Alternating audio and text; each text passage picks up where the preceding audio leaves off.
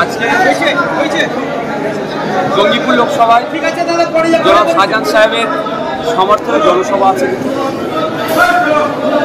মুর্শিদাবাদ লোকসভায় জনাব হাবিব সাহেবের সমর্থনে দুটো জনসভা আছে এবং ওই জনসভার সাথে সাথে ধর্মানগোলায় যে উপনির্বাচন হচ্ছে মাস্টার আমাদের মুর্শিদুল সাহেবের সমর্থনে উপনির্বাচন সেখানে আমরা জনসভা করছি। আমার আজকে 4টি জনসভা আছে।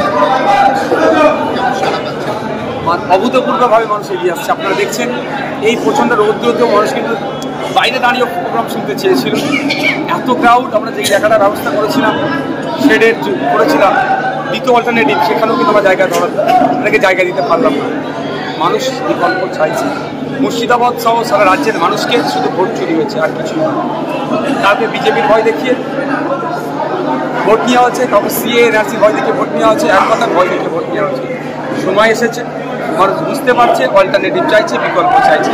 তাই জনাব শাহজাহান সাহেবের পক্ষে আগামী মাসের 7 তারিখে কাউন্সিলে ভোট দিয়ে আমরা আশা করছি এদের উপস্থিতির উচ্ছ্বাস থেকে বুঝতে পারছি যে আমরা পার্লামেন্টে জঙ্গিপুর থেকে পাঠাতে পারবো।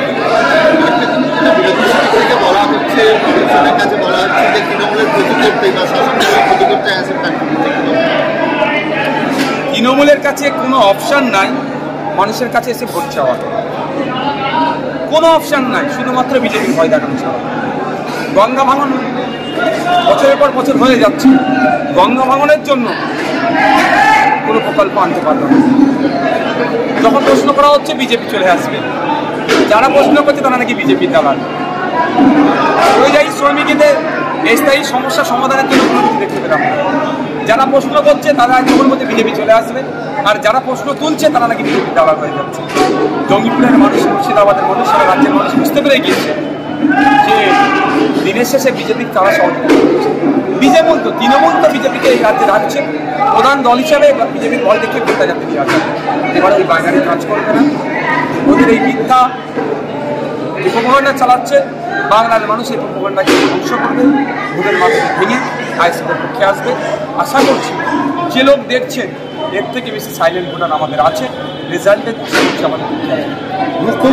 মুখ্যমন্ত্রীতে একাধিক জায়গাতে দেখতে পাওয়া যাচ্ছে যে অধীর রঞ্জন চৌধুরীকে গো ব্যাক প্রণাম দেওয়া, কিছু জায়গায় পরিকল্পিতভাবে শাসন করছে, এটা ধিক্কার নিন্দা জানাচ্ছে।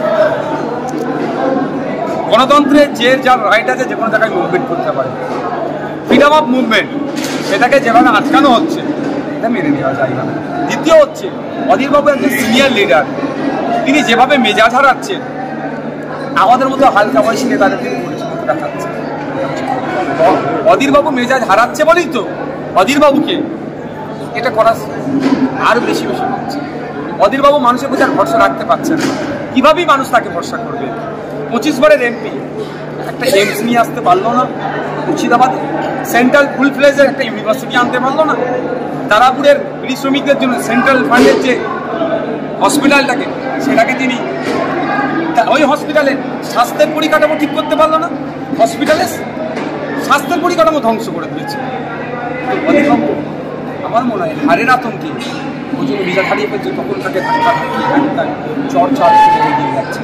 একটা সিনিয়র লিডারের কাছে আশা করি, সিনিয়র লিডারের কাছে গণতন্ত্র আশা করব, সিনিয়র লিডার অন্যান্য রাজনৈতিক দলকে সম্মান দিয়ে কথা বলতে আশা করব, সিনিয়র লিডার অন্যান্য উদীয়মান শক্তিকে যুদ্ধ করে নিয়ে বিজেপি তৃণমূলের বিরুদ্ধে লড়াই করবে এটা আশা করি। কিন্তু শুধুমাত্র নিজের সিটটাকে বাঁচানোর জন্য যেভাবে পশ্চিমবাংলায় বিজেপি এবং তৃণমূলের হাতকে শক্ত করলো, এটা হচ্ছে আমারও মনে হয় যেটা করছে ভুল করছে, কিন্তু একটা অভিশাপ লাগছে। মমতা ব্যানার্জি বিভিন্ন মঞ্চে দাঁড়িয়ে শাসক দলের প্রার্থীও বিড়ি কোম্পানির মালিক এবং আইএসএফের প্রার্থীও বিড়ি কোম্পানির মালিক, বিড়ি শ্রমিকদের জন্য কি আলাদা কি চিন্তা হবে? যখন টিকিট দিচ্ছিলাম তার আগেই জিজ্ঞাসা করে তাকে বলেছিল, ঠিক আছে, যে আমি কিন্তু পশ্চিমবাংলার বিধানসভায় বিড়ি শ্রমিকদের কত টাকা 1000 বিড়ি বাদলে কীভাবে এইগুলো কিন্তু সমস্যা হয়েছে আপনি উনি প্রথম মানুষ বিড়ি শ্রমিকদের সমগ্র পিএফ নিয়ে তিনি দিয়েছিলেন, তার জন্য ওনাকে কেসে নাকি ওনার নামে একটা হেভি চিঠি এসেছিল, উনি সেটা উকিলকে দিয়ে সমস্যার সমাধান করেছেন। উনি শুধুমাত্র একটা শাহজাহান সাহেব শিক্ষামূলকী শিল্পপতির সমাজ আমাদের লড়াইটা হচ্ছে মিনিমাম ওয়েজেস